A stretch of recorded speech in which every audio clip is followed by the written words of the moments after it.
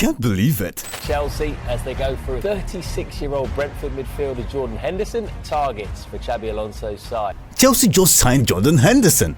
What's so special about this guy that every manager seems to want him in their squad? Like, I don't get it. Just by the eye test, you know Jordan Henderson is the most bang average player you can ever think of. He's like the Cristiano Ronaldo of James Milner's. He can't pass, he barely scores, and he excels at just being a passion merchant. Just look at the compilation of his long passes against Croatia in a World Cup semi-final. Does this look like a world-class midfielder to you? But just ignore all of this because for some weird reason, Kenny Dalglish signed him, Brendan Rodgers trusted him, Jurgen Klopp made him Liverpool captain, Southgate and Tuchel put their lives on the line for him. Even his former teammate Steven Gerrard took him to Saudi Arabia. The heck, Ajax made him captain within a few months. And now Alonso wants him at Chelsea. Bro, Henderson got more minutes than Starboy Kobbameno and kept Adam Wharton out of the squad. That is just insane. So what are we missing here as fans? How does Jordan Henderson keep getting away with it? I'm not alone in saying this. Just listen to what Roy Keane had to say about Henderson many years ago. I've heard now people say, well, they want him around the place. For what? What does he do? Card tricks? Does he have a sing-song? Does quizzes in the evenings?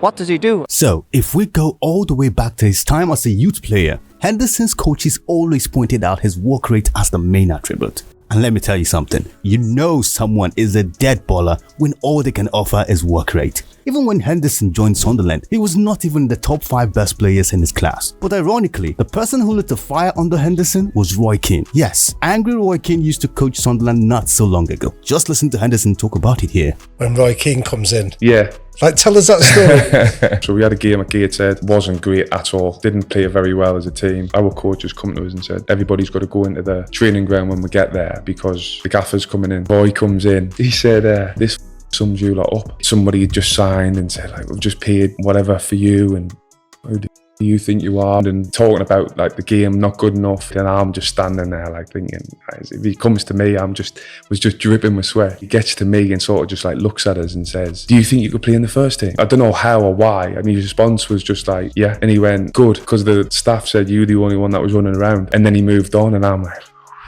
that moment right there changed everything because that was when Henderson's mentality convinced Roy Keane to give him his first team debut the very next day. Here's the fun fact for you. During the 2010 season, Sunderland beat Chelsea 3-0 at Stamford Bridge. Guess who was on the team that day? Samuel Gyan, Jordan Henderson and Danny Welbeck. And now the last two are playing for Chelsea. Football really is poetry, isn't it?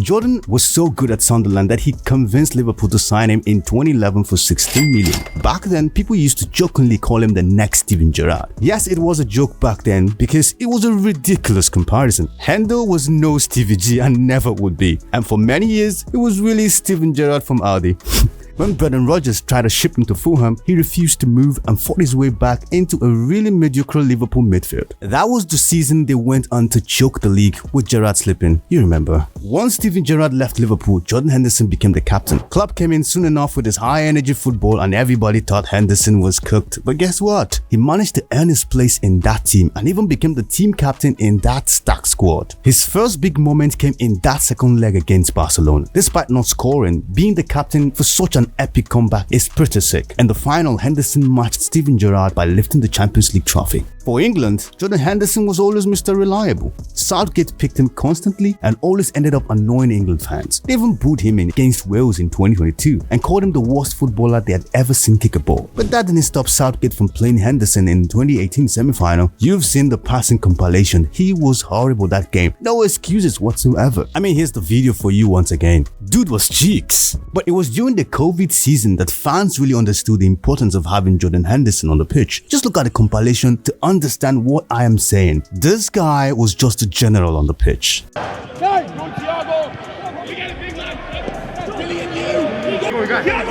going. Hey, come on!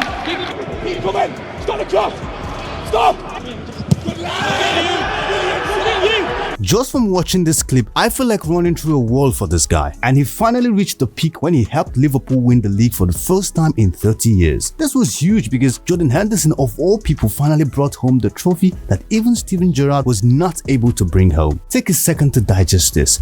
Jordan Henderson has a better Premier League legacy than Steven Gerrard. I'll just leave it there. Henderson scored his first World Cup goal against Senegal in 2022 and became the second oldest man to ever score for England at a World Cup behind Tom Finney. The one stain on Henderson's career, I'll tell you, was that move to Saudi Arabia. To be fair, Henderson followed Gerrard out to Al Ettifaq for around 14 million euros. I don't have any issue with this move. I was just annoyed at the hypocrisy after all that chat about human rights and all. His justification for the move was even more ridiculous. This is Sports Desk, and time for more reaction now to Jordan Henderson's interview with The Athletic today, in which he said he strongly believes playing in Saudi Arabia is a positive thing.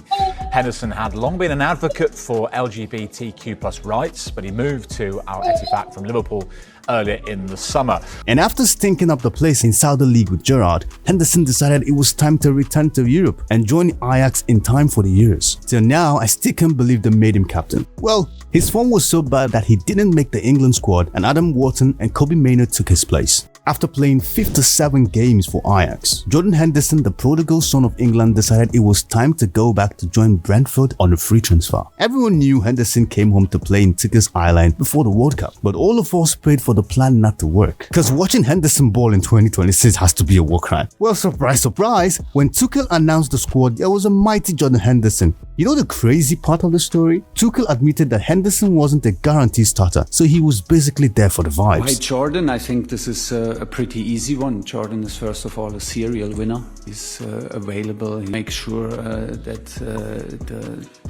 everyone lives by the standards. Try to build a team for our fans. We try to build a team that our fans are proud of.